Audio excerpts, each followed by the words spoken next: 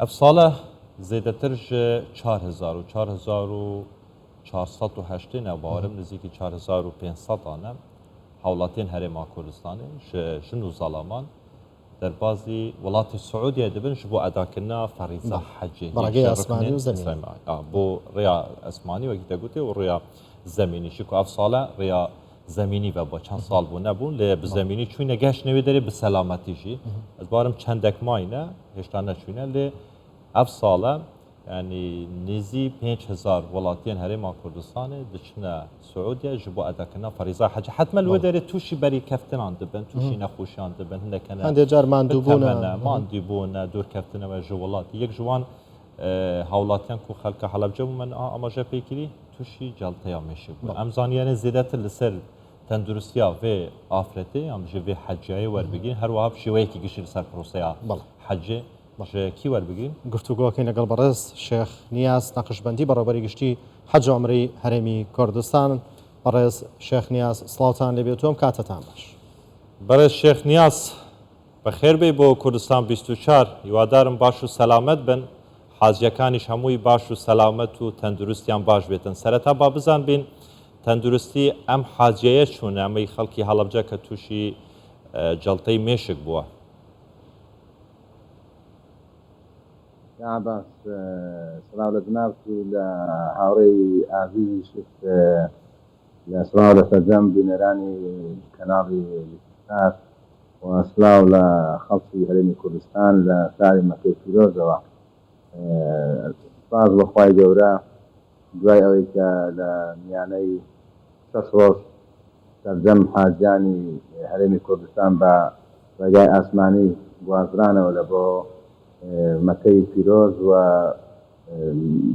لە نوێی مانگی شەشیش یەکەم کاروانی وشکانی حاجیانی هەرێمی کوردستان بە ڕێگای وشکانی تێپەڕین بە شارەکانی کەرکووک بەغداد کەربەلا لەوێشەوە لە عەرەبی عێراق و لە عەرەبی سعودیە شاری مدینەی پیرۆز بوون الحەمدولله حاجیانی هەرێمی کوردستان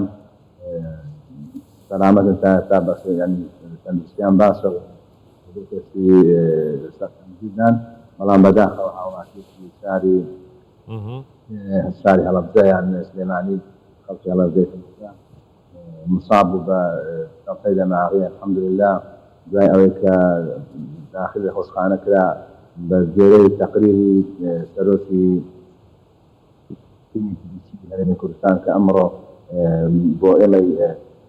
ڕوون کردەوە مەسەدەری مێشی لە بۆ کارە خۆشخانەی ئەڵمانی سعودی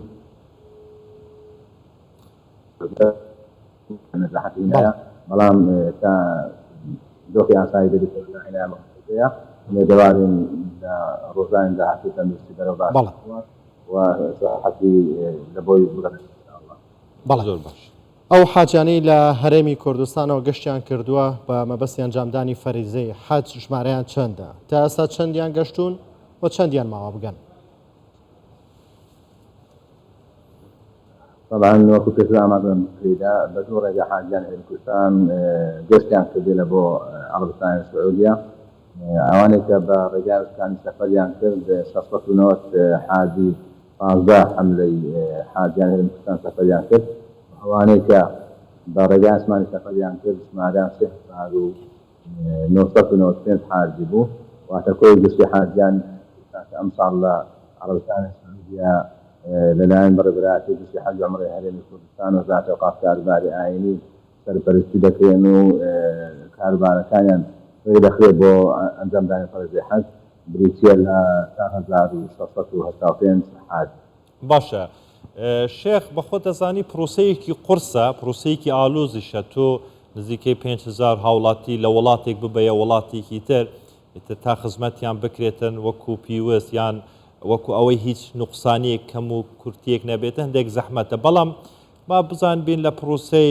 گواستنەوەی حاجیانە هۆتێلە خواردنە ئەمانە هیچ کێشەتان بۆ دروست بووە هیچ بەریەکەوتنێک هەبووە شێوازەکە چۆن بەڕێوە دەچێتن حاجەکان هیچ گلەیان هەیە لەو خزمەت گوزاریانە کە لەلایەن وەزارەتی ئەوقاف و کاروباری ئاینی بوویان دابین کراوە سپاس بۆ خوای گەورە بە بەراورد بە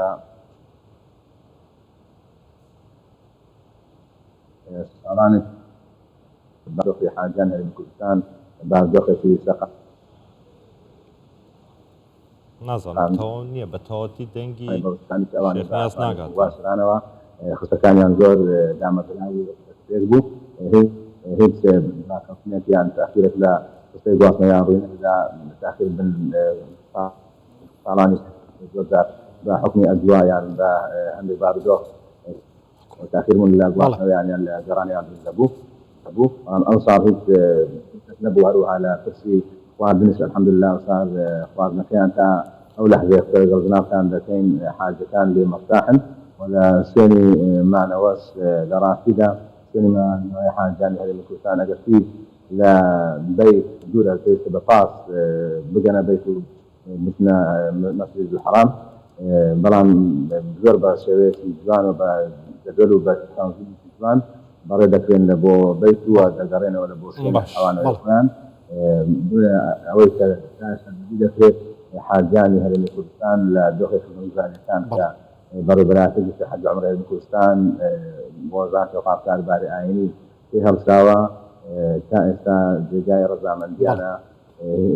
حتما وەکو جنابتان ئاماژەی پێدا ئەو ژمارەیە کە سەفەر دەکات ممکنە دەبێت کە مەخڕوج دروست دەبێت یان سوود دەبێتە پێشەوە بەڵام ئەوەی کە جێگای دڵخۆشیە تا ئێستا الحەمدولله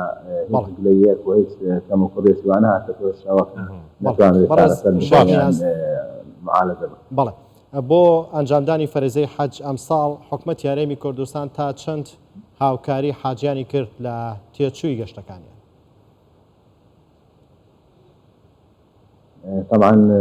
بە خۆشحاڵیەوە ئەمساڵ وەزارەتی ئەوقاف کارباری ئاینی بە بڕی نزیکەی 350,000 دۆلار هاوکاری پرۆسەی حەجی هەرێمی کوردستانی کرد بەوەی کە هەر حاجیەکی کە بە وشکانی سەفەر دەکات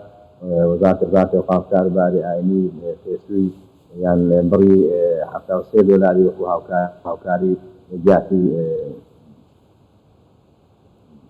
بۆ مەصروفاتی حەجیان و هەروەها حاجێکە بە ڕێگای ئەسمانی سەفەری کردووە حاجی بۆیە خۆی دەستی و پارێک ئەوقاف کارباری ئاینی خەرجی کرد و ڕێگای بەڕێبەراتی حەج عومرە هەرێمی کوردستان بۆ حاجیانی هەرێمی کوردستان بەرسی بوو لە 50,000 دۆلار. زۆر باشە بەڕێز شێخ نیاز نەقشبەندی ڕێبەبەری گشتیە حەج و عومران لە سەر بە وەزارەتی ئەوقاف و کاروباری ئاینی لە مەککەیە باشێرە مەککەیە گەلمەوی گەلێکی سوپاس بۆیەوە.